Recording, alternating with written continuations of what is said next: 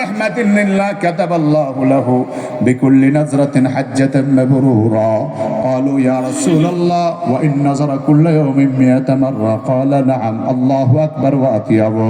সাহাবায়ে কেরামকে আল্লাহর নবী বলেন, আমার সাহাবীরা, তোমাদের আব্বা আম্মা যার ঘরে আছে রহমতের নজর নিয়ে যদি আব্বা আম্মার দিকে তাকাও, আল্লাহ প্রত্যেক তাকানো প্রত্যেক নজরে একটা করে কবুলি হজের সওয়াব দিবেন।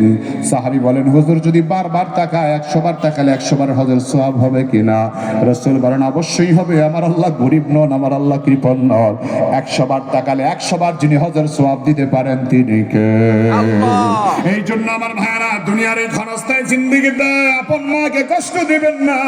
তবে আমার বন্ধুগণ, কথার কথাই বলতে হয়, আমার বন্ধু, অনেক বাবা মা আছে সন্তানের উপর ইনসাফ চাপায় রাখতে পারে না। অনেক সন্তানের উপর ইনসাফ করে এমন মা বাবাও আছে না নাই?